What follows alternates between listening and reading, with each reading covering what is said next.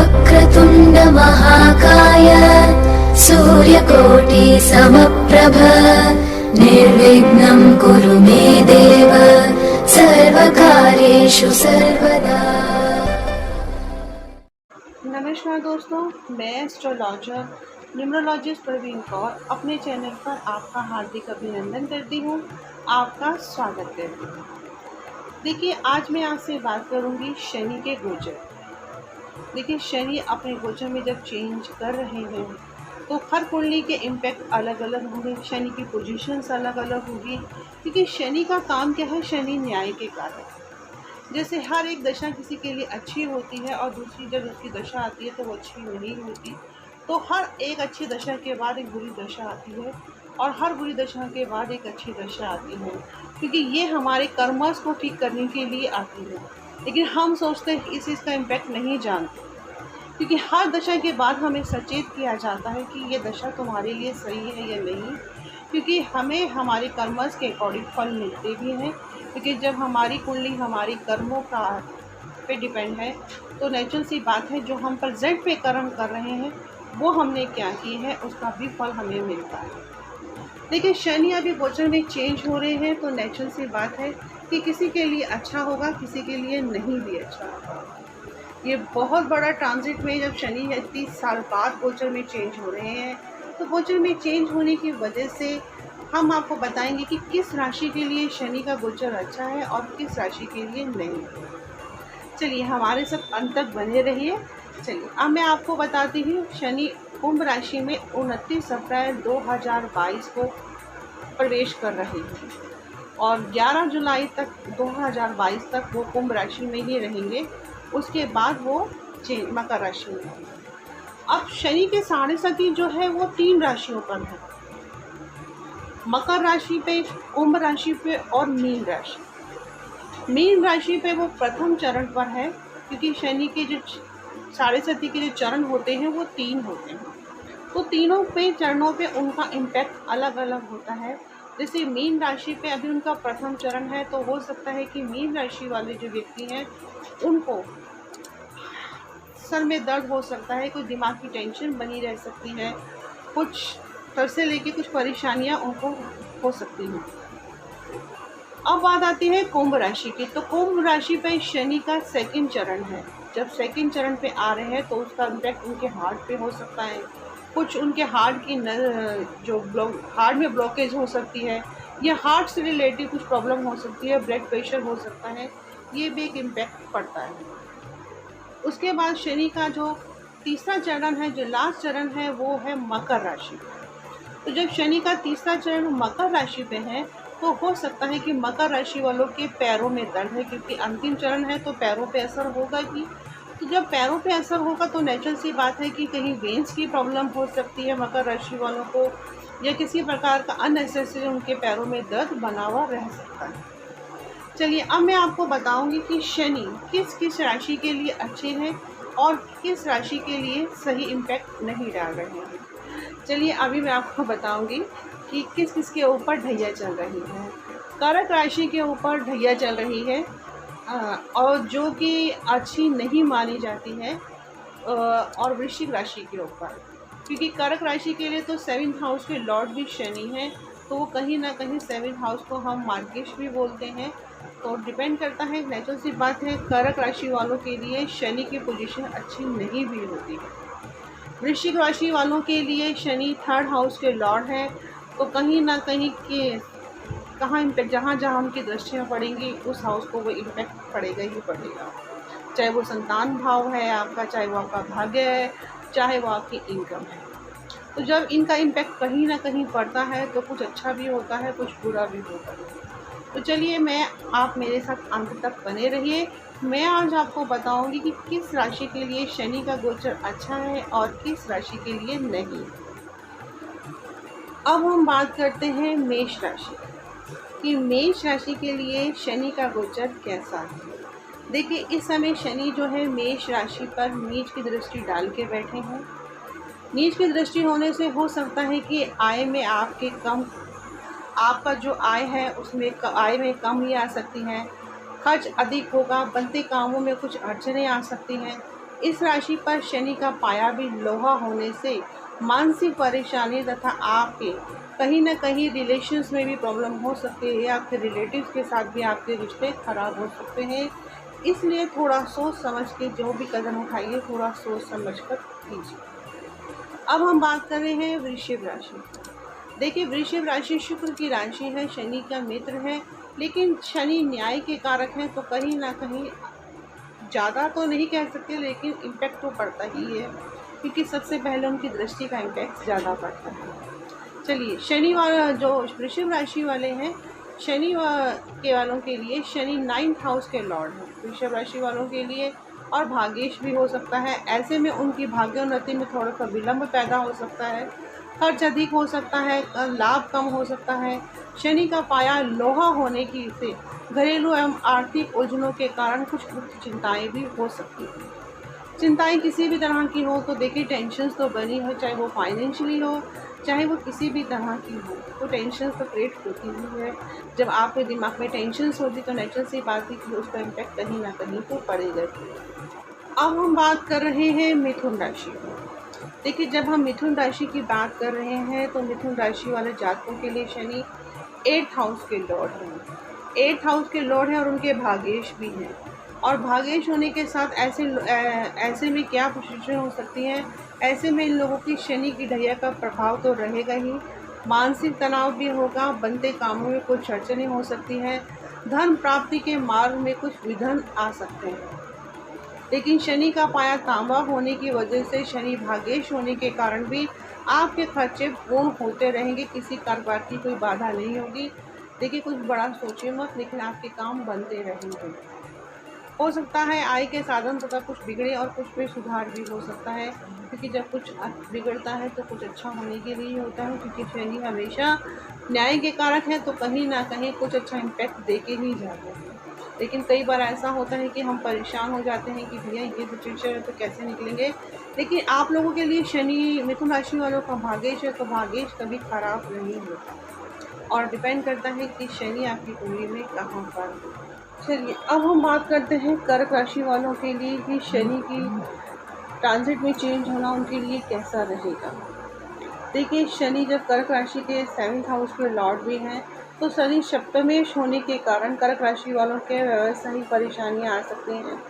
आय कम, खर्च अधिक हो सकता है, परंतु ऐसे में गुरु की उच्च दृष्टि होने के कारण, क्योंकि गुरु उनके भाग्य स्थान पर बैठे हैं, और इस बिगड़े कार्यों में कुछ सुधार हो सकता है, शुभ कार्य की ओर खर्चा हो सकता है, कुछ पदोन्नति हो सकती है। आपके प्रोफेशन में, आपके कहीं ऑफिस में जॉब करते हैं तो कहीं ना कहीं आपके प्रमोशंस के चांसेस बन रहे हैं, और आपके कारोबार में वृद्धि होगी। अगर आप कोई बिजनेसमैन है तो कहीं ना कहीं आपके कोई नया बिजनेस में कुछ करने की सोची होगी, तो वो कार्य भी आपका पूर्ण हो सकता है।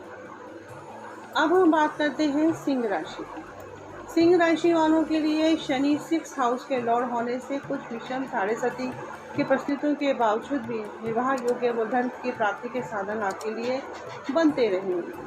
पिछले दिनों किए गए प्रयासों के कारण वाहन आदि सुख साधनों पर आपने कुछ जो वे अधिक किए हैं उस पर थोड़ा सा रोक लगा लीजिए, क्योंकि कहीं ना कहीं अभी देखिए कुछ ना कुछ इम्पैक्ट तो पड़ता ही है।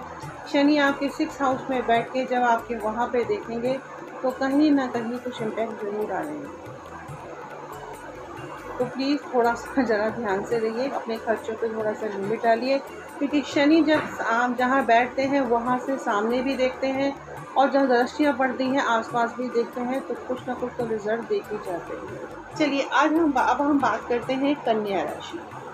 देखिए, कन्या राशि के 5th हाउस के लॉर्ड हैं,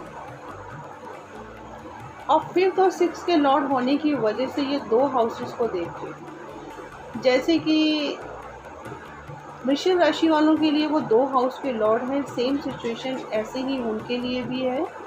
तो ऐसे में क्या हो सकता है कि जब 5th हाउस के लॉर्ड हैं तो कुछ होने से सोची हुई आपने जो पहले से कुछ योजनाएं बनाई हुई हैं उसमें कुछ बाधाएं आ सकती हैं, कुछ चिंताएं आपको भी हो सकती हैं, निकट के रिश्तों में कलह कलेश भी हो सकता है, रोग व अत्यधिक खर्च होने के संकेत हैं। तो देखिए, अभी एक साथ कई ग्रह ट्रांजिट में चेंज हो रहे हैं, और वो जो बड़े ग्रह हैं, जब बड़े ग्रह ट्रांजिट में चेंज, देखिए बुध, शुक्र, सूर्य, चंद्रमा, ये तो हर महीने चेंज होते हैं, कोई 45 दिन बाद चेंज हो रहा है, कोई 30 दिन बाद, और चंद्रमा तो हर 2.25 दिन बाद चेंज होता है। लेकिन जब हम गोचर की बात करते हैं तो कहाँ से सिचुएशन क्रिटिकल सिचुएशन में आती है या अच्छी सिचुएशन में, कि शनि हमारे किस हाउस के लॉर्ड हैं, और जब वो कोई बड़ा प्लैनेट हमारे गोचर में चेंज होता है तो उसका इम्पैक्ट हम पे ज़्यादा पड़ता है। चलिए, तो जैसे शनि अभी गोचर में चेंज होंगे तो किसके लिए सही है, किसके लिए नहीं है। अब हम तुला राशि की बात करते हैं, तो तुला राशि के 4th हाउस के लॉर्ड हैं, यानी कि 4th हाउस में शनि की ढैया का दुष्प्रभाव रहेगा, जिससे धन हानि, घर में फालतू कलेश, खर्च अधिक, परंतु परिवार व मंगल कार्य कुछ न कुछ होंगे। जो शुभ कार्यों में खर्चा करने के योग बने रहेंगे, क्योंकि 4th हाउस के लॉर्ड है शनि। जहाँ जिस हाउस के लॉर्ड होते हैं कभी उस और शनि उनके लिए तो योग कारक भी हैं, तो कहीं ना कहीं अच्छा फल देते भी जाएंगे। चलिए, अब हम बात कर रहे हैं वृश्चिक राशि। देखिए, वृश्चिक राशि में ये वो 3rd हाउस के लॉर्ड हैं। 3rd हाउस हमारे पराक्रम का हाउस है, तो ऐसा हो सकता है कि मेहनत करने के बावजूद, क्योंकि शनि मेहनत के फल जरूर देते हैं, तो हो सकता है ऐसे व्यक्तियों को जो वृश्चिक राशि वाले हैं, थोड़ी मेहनत करने के बाद उनके परिश्रम को देखते हुए उनकी आय के साधन बढ़ सकते हैं, और कहीं ना कहीं भूमि वाहन खरीदने की संभावना दिखाई दे रही है। अब हम बात कर रहे हैं धनु राशि की। देखिए, धनु राशि की 7.5 खत्म हो चुकी है, और तो हो सकता है कि धन की वजह से कुछ आर्थिक परेशानियां तो हुई होंगी, क्योंकि नेचुरल सी बात है, जब 7.5 आती है तो कुछ ना कुछ तो इम्पैक्ट डाल के जाती है। किसी के लिए अच्छा है, कहीं ना कहीं धन से संबंधित ऐसे लोगों को 7.5 के बीच में परेशानी रही हुई। तो हो सकता है कि शनि की जो 7.5 है वो उनके लिए जब ख़त्म हुई है तो कुछ परेशानी आपको देख के गई होगी, तो हो सकता है कि उसकी वजह से आपके घर में घरेलू कुछ आर्थिक परेशानी आई होंगी, कुछ उलझने बड़ी होंगी, धन का खर्च अधिक रह सकता है। अत्यधिक संघर्ष के बावजूद भी बीच बीच में धन के अवसर आपको प्राप्त होते रहेंगे, क्योंकि कोई भी जब कोई किसी हाउस से जाता है तो कुछ अच्छा फल देके जाता है, कुछ बुरा फल देके जाता है। तो ये डिपेंड करता है कि शनि कहाँ पे, अभी शनि जैसे धनु राशि से 7.5 खत्म हो गई है, तो नेचुरल सी बात है कि जब शनि जाते हैं तो कुछ ना कुछ अच्छा देके जाते हैं, लेकिन उस बीच में जब शनि की 7.5 के ऊपर चल रही होगी तो कहीं ना कहीं परेशानी हुई होगी। कोर्ट कचहरी, लड़ाई झगड़ा, घर में हो सकता है कि धन का व्यय अधिक हुआ होगा, क्योंकि कोर्ट कचहरी है, बीमारी है, तो इस सिचुएशन में क्रिटिकल सिचुएशन हो जाती है। चलिए, अब हम बात करते हैं मकर राशि की। मकर राशि का जो लगन के प्रभाव पे है वो शनि 7.5 पे है, क्योंकि उनके लगन पर भी बैठे हैं, होने से कुछ मानसिक चिंताएं हो सकती हैं, व्यावसायिक परेशानियां उनको झेलनी पड़ सकती हैं, खर्च अधिक हो। ऐसे में 16 जुलाई से 16 अगस्त तक शनि सूर्य मध्य तक रहेंगे, क्योंकि वहाँ पर सूर्य भी अभी गोचर में आए हुए हैं, तो नई नई परेशानी उत्पन्न हो सकती है। क्योंकि जैसे अभी शनि का भी जो गोचर में था, तो शनि भी वहाँ बैठे थे, और सूर्य भी जो उत्तराषाढ़ नक्षत्र में थे। जब शनि जनवरी में उत्तराषाढ़ नक्षत्र में आए थे सूर्य, तो उस समय इतना ही परेशानी हुई कुछ लोगों को जिनका उत्तराषाढ़ नक्षत्र पे शनि था, लगन था। तो नेचुरल सी बात है, जब शनि और सूर्य की पिता पुत्र हैं, तो शनि कहीं ना कहीं जब नसों के कारक है, तो पिता है तो वो कहीं ना कहीं हड्डियों के कारक भी है। तो ऐसे में मैंने कई लोगों की कुंडलियाँ जब देखी तो पता चला कि भाई ये सिचुएशन इतनी क्रिटिकल थी, उनकी बैक की प्रॉब्लम में कहीं ना कहीं प्रॉब्लम शुरू हो गई, वो कमर के दर्द से परेशान थे, हड्डियों में प्रॉब्लम शुरू हो गई, और पेन भी अनबिलीवेबल था कि बर्दाश्त नहीं हो रहा था, लोगों से समझ भी नहीं पा रहे थे कि हो क्या रहा है। तो देखिए, चाहे कोई भी ग्रह है जब गोचर में आता है तो उसका इम्पैक्ट कहीं ना कहीं पड़ता जरूर है। चलिए, अब हम बात करते हैं मीन राशि की। तो मीन राशि में जो शनि है वो 11th हाउस के लॉर्ड हैं, तो शुभ फल देंगे। लेकिन अभी देखिए, एक होता है कि हम हाउस से जा रहे हैं, किस हाउस के लॉर्ड है, नेचुरल सी बात है, जब मैं किसी हाउस के लॉर्ड है शनि, तो वहाँ पर वो अच्छा फल दे के ही जाएंगे। तो धन से संबंधित जो भी उनकी परेशानी होगी उनकी सही होनी शुरू हो जाएगी, धन लाभ होगा, उन्नति के अवसर मिलेंगे। गुरु का भी इसी राशि में संचार होने से मान सम्मान, संतान सुख, तीर्थ यात्राएं होंगी। देखिए, ये था गोचर के अकॉर्डिंग, और शनि हमेशा हमारे कर्मों के हिसाब से फल देते हैं, तो इसलिए विशेषकर अपने कर्मों पे ध्यान दीजिए।